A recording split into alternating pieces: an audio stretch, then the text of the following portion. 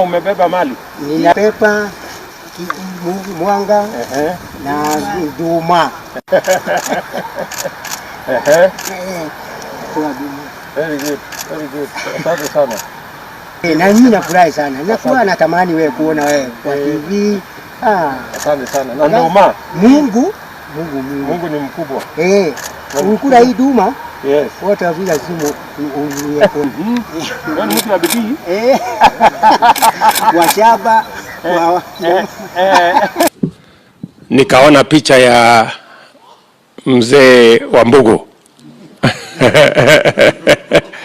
na kasava yake, nikasema kama ingewezekana ningeenda kuchukua hiyo kasava, lakini vile anaweza pia akafika Nairobi ni vizuri. Nashukuru mmenikumbuka. Sio wengi wanakumbuka ya kwamba hata huyu deputy president ako na mahitaji ya chakula.